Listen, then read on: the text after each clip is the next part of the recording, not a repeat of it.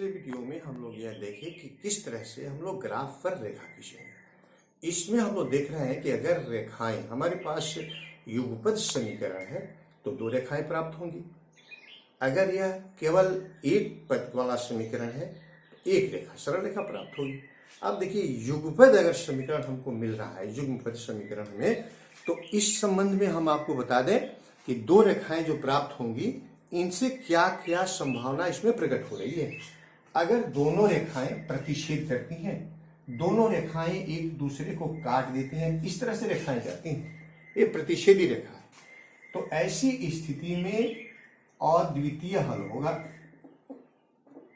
अद्वितीय हल, ऐसी स्थिति में अद्वितीय हल होगा और इस समीकरण को अविरोधी समीकरण कहते हैं। अविरोधी समीकरण है और इसके लिए a1 बट्टे a2 is equal to not b1 बट्टे b2 ऐसा प्राप्त होता है। a1 बट्टे a2 is equal to not b1 बट्टे b2। अगर दोनों रेखाएं एक दूसरे पर संपाती हो जाती हैं, यानी एक ही पर दोनों रेखाएं आ जाती हैं, पहली रेखा और दूसरी रेखा एक ही पर, तो इसमें क्या होता है, ऐसे समीकरण में अंततः अनेक हल होते हैं। अंततः अनेक हल, ऐसे समीकरण को आश्रित समीकरण कहते हैं। आश्रित समीकरण, और इसके हल के बारे में जहां तक ये हम लोग देख चुके हैं, अनेक हल होता है और शर्त इसके लिए क्या है, a1 बट्टे a2 is equal to b1 बट्टे b2 is equal to c1 बट्टे c।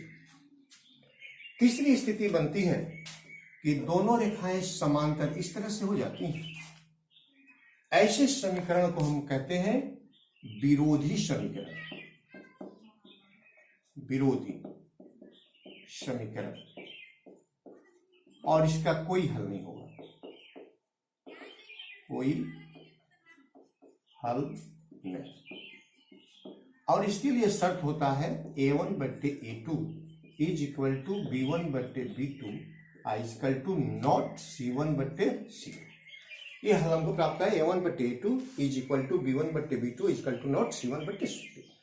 अब इसमें से जो भी हमको प्राप्त होगा उसके अनुसार हम लोग हल करके देखेंगे कि हमको क्या प्राप्त होता है। अगर आपसे परीक्षा में पूछा जाए कि अविरोधी समीकरण किसे कहते हैं, तो आप सीधे कहेंगे कि जिसमें ग्राफ की रेखाएं एक दूसरे को प्रतिच्छेद करती हैं, या शर्त a1 बट्टे a2 equal to not b1 बट्टे b2 प्राप्त होता है, ऐसे समीकरण को हम लोग अविरोधी समीकरण कहते हैं और इसका अद्वितीय हल होता है।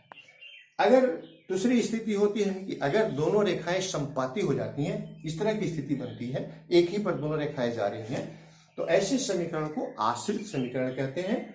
इसके अनेक हल होते हैं। इसका शर्त है a1 बट्टे a2 इक्वल टू b1 बट्टे b2 इक्वल टू c1 बट्टे c2।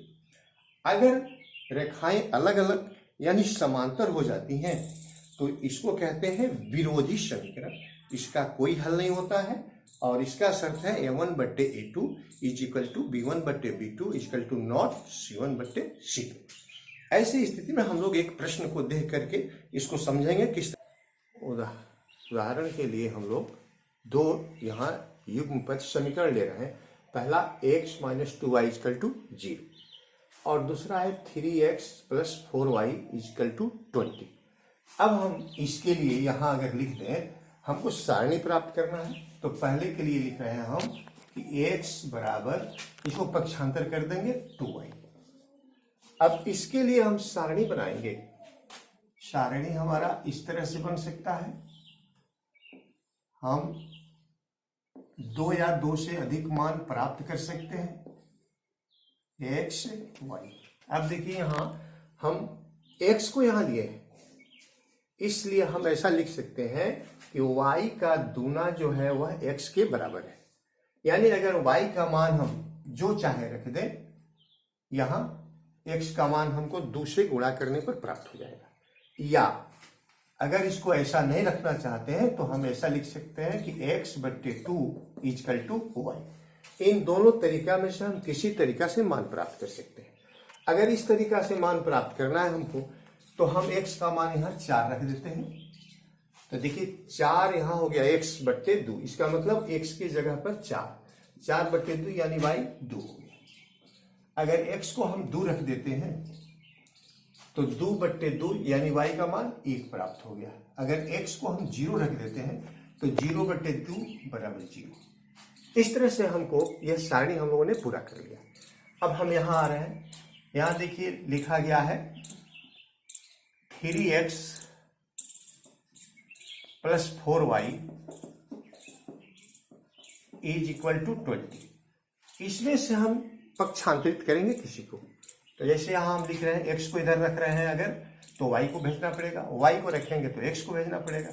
तो यहाँ हम लिख देंगे कि 4y = 20 - 3x। ये 20 - 3x, यह आगे इधर पक्षांतर हो गया, माइनस हो गया। अब यहाँ लिखेंगे y बराबर 20 - 3x अब बट्टे यह जो 4 गुणांक है यहाँ आ जाएगा। अब इसके लिए हम एक सारणी बना लेंगे यहाँ पर।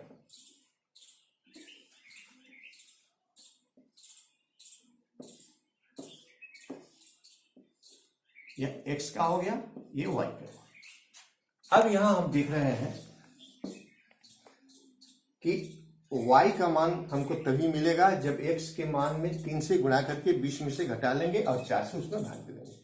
अगर मान लीजिए हम यहाँ रख रहे हैं y x का मान हम यहाँ रख रहे हैं 4। अब यहाँ क्या हो गया, 4 × 3 यानी 4 × 3 12, 20 में से 12 गया 8, 8 में 4 का भाग देंगे।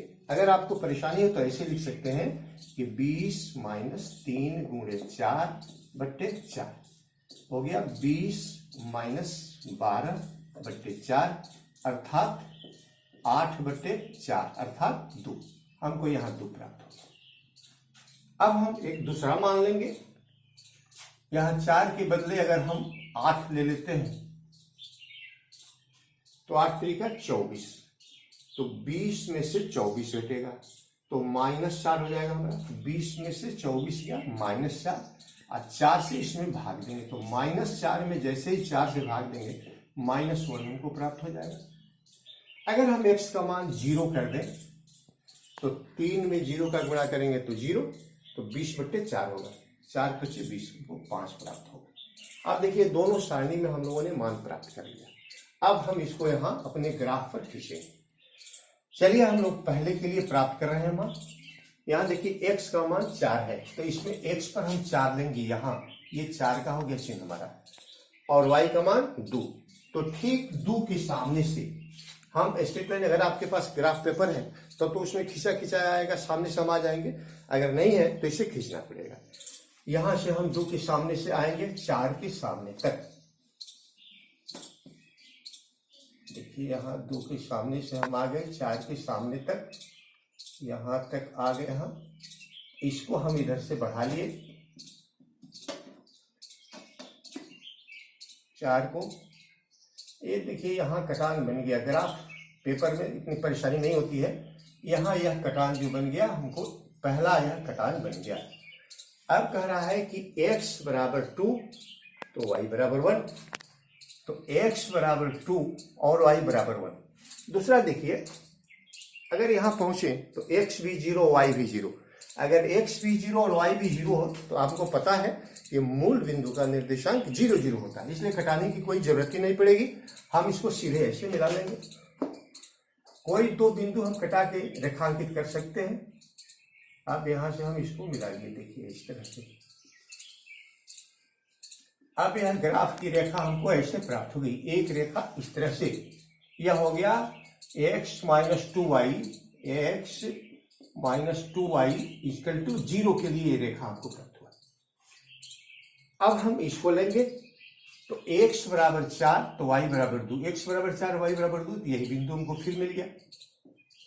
अब कह रहा है कि यह 0, ये बड़ा है, इसको छोड़ देंगे हम, या आप चाहे तो खींच सकते हैं इसको भी, कोई अंतर नहीं होगा। आप चाहे तो इसको खींचिए चाहे छोड़ दीजिए, 2 कम से कम लेना है।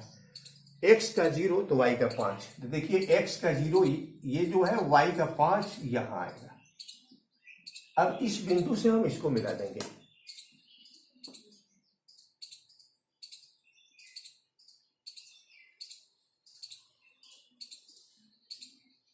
अब देखिए, अब जो यह कटान बना यहाँ, यह जो है यह हो गया, ये जो रेखा हम लोग खींचे हैं 3x + 4y = 20 के लिए खींचे।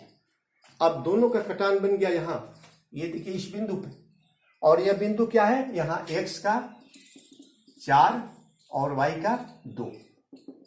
यही हम लोगों का आंसर हो गया। इस प्रश्न का हल हो गया, x = 4 और y = 2। ये आंसर हो गया। अब यहां देखिए, ये रेखा जो है बिल्कुल प्रतिच्छेद की है, इसके अलावे दूसरा आंसर इसका नहीं हो सकता है, इसलिए इसको कहा जाता है अविरोधी समीकरण। और यह जो है यह एक ही हल देता है, जिसको हम लोग अद्वितीय हल कहते हैं।